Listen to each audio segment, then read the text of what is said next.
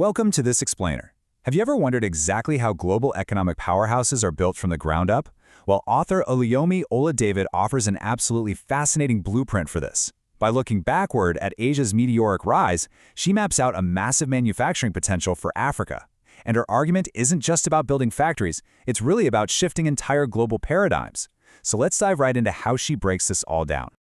She actually kicks off her whole argument by taking us right back to her own childhood. She reminds us that Asian electronics and auto products were once widely tagged as, well, inferior compared to Western alternatives. Think about that for a second. We're so used to the current reality that it's super easy to forget that labels like Made in Taiwan used to be broadly perceived as falling way below the acceptable standard. She uses this personal memory to anchor a really huge economic truth. Global perceptions are not fixed. They can and do change dramatically. By pointing out that these nations were once the ultimate underdogs, she perfectly sets the stage to explain exactly how they managed to rewrite their own narrative. Okay, let's move into part 1, the reverse engineering playbook. So how did they pull this off? She points out that many Asian firms achieved their massive growth primarily through reverse engineering. Basically, this is the process of deliberately copying, imitating, and replicating technology standards that were already created by industrialized countries. She makes it crystal clear that they didn't just wake up one day and invent entirely new paradigms from scratch. No, instead, they played the role of the eager student. They took what was already working in the West, literally pulled it apart, figured out exactly how it ticked, and then replicated it. And this is a really crucial takeaway for us. She's completely demystifying the Asian dream by showing us it was rooted in a very practical, deliberate strategy. It wasn't magic, it was methodical imitation. But here's where she adds a really vital layer of nuance. The crucial point she makes is that reverse engineering wasn't enough on its own. Because, if it were that simple, anyone could do it anywhere, right? She notes that it had to be combined with specific local advantages. First, they rode on cheaper location costs. Second, they had enabling policy environments, meaning governments that actively facilitated and encouraged this industrial growth.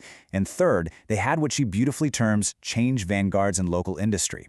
These were the local leaders and pioneers who really pushed the envelope. She argues that it was replicating Western technology while aggressively leveraging these three local enablers that truly birthed some of the most competitive products in the global market. It was essentially a perfect storm of imported knowledge and local optimization. And look at how drastically things flipped because of that perfect storm. Just look at the stark contrast she presents between the past and the present. In the past, as she remembered from her childhood, Asian products were written off as inferior latecomers. Fast forward to today, and China and neighboring Asia are, without a doubt, the global go-to for skilled labor and manufacturing solutions. This comparison is basically the hinge of her entire argument. What was once easily dismissed is now the absolute global standard. She uses this historical shift to set up her core thesis. Economic TADs really can shift dramatically. And if Asia could do it by combining reverse engineering with local enablers, the obvious question she leads us to is, who's next? That brings us right into Section 2, Lessons for African Manufacturing. To achieve this kind of massive economic shift, she doesn't just offer some vague hope. She lays out a highly specific, multi-layered blueprint for Africa's transformation. First, she says it requires sheer enterprise, that raw entrepreneurial drive. But notice her second point. She specifically laces this with a human rights-based initiative, which is a fascinating addition, right? She's suggesting that this next wave of industrialization absolutely must be grounded in human rights. Next up is political will. Just like those enabling policy environments we saw in Asia, African leadership has to actively choose to build. And what are they building? Enabling infrastructure and structure. But then she uses this really compelling word, infrastructure. That hints at the internal systems, the frameworks, and the mindsets required. And finally, tying it all together, a supportive culture. She emphasizes that it takes a rigorous combination of all these elements.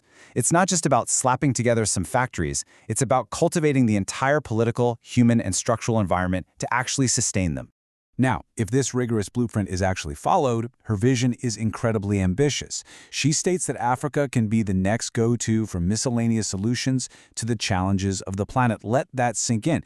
She doesn't just say Africa is going to catch up to the West or just casually mimic Asia. No, she believes that by applying this historical lesson and leveraging its own sheer enterprise and structural will, Africa will actually become the world's primary problem solver. It's a grand vision of Africa moving from a perceived latecomer right to the absolute center of global manufacturing and innovation. She wraps up her piece with this incredibly powerful, confident call to action. She says, choose to say yes to Nigeria and Africa now. All naysayers on the planet will soon be here to take notes. I just love the absolute conviction in her writing here.